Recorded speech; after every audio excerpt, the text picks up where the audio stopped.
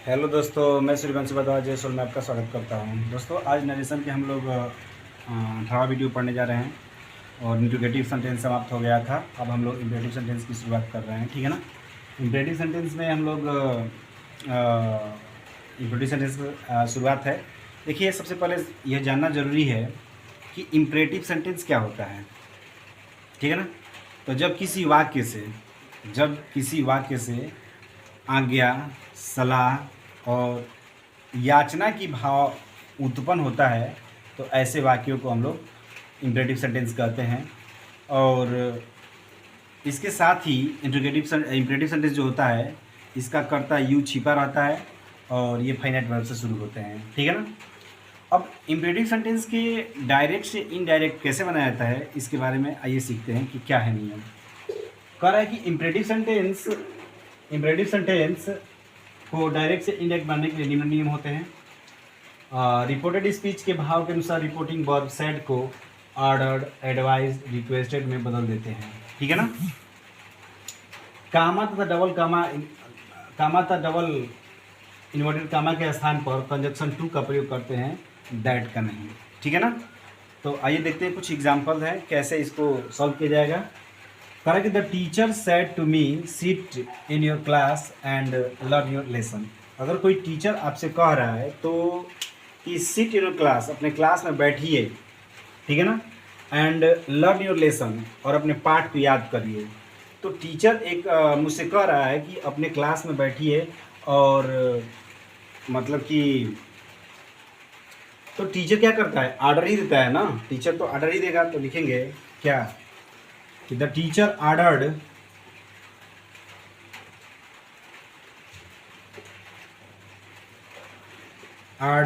मी। अब यहाँ पर दैट का नहीं प्रयोग करेंगे, टू का प्रयोग करेंगे, टू सिट इन। अब योर है तो ऑब्जेक्ट अनुसार चेंज होगा, माई, योर है तो my class, and learn my lesson, ठीक है ना। अभी आप कर रहा है ही said to his friend work hard. तो वह अपने मित्र से कहा कि वर्क हार्ड, कठिन परिश्रम करिए। तो एक प्रकार क्या है, एडवाइस है। तो इसको कैसे बनाएंगे, ही एडवाइज्ड हिज फ्रेंड अब टू वर्क हार्ड, ठीक है ना। अब यहाँ पर दिया the teacher said sit down boys.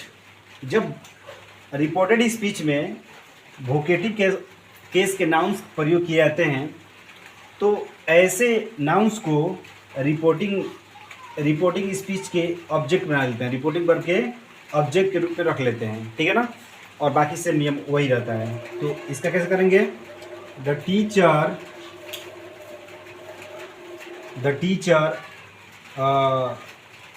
Teacher क्या कर रहा है, सिट डाउन कर रहा है, किसको, बॉयज को। The teacher ordered boys to sit down,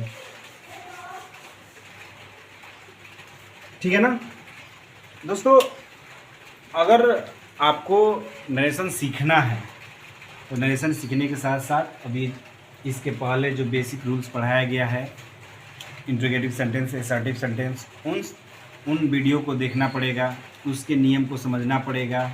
अब ये नहीं कि आगे बढ़ते चले जा रहे हैं तो पीछे का आप नियम को भूलते चले जाएं। पीछे वाला नियम बहुत मायने रखता है, कैसे प्रोनाउंस को चेंज किया जाता है, कैसे छोटी छोटी चीज़ों को इनमें चेंज किया गया है, उस चीज़ को ध्यानपूर्वक देखिए। वीडियो को अगर एक समझ में नहीं आता तो एक बार के बदले 2 बार समझने का प्रयास कीजिए देखकर, ठीक है ना। और लेकिन समझ में आना चाहिए। और नरेशन पढ़ने के लिए बेसिक चीज़ें बहुत ज़रूरी होता है, जैसे टेंस हुआ, टेंस के बारे में आपको जानकारी होना चाहिए। अगर टेंस के बारे में जानकारी नहीं होगा तो किसके साथ क्या लगता है, ही के साथ वाज लगता है, आई के साथ एम लगता है, मतलब किसके साथ कौन सा हेल्पिंग वर्ब का प्रयोग होता है, ये टेंस में बेसिकली सिखाया जाता है, ठीक है ना।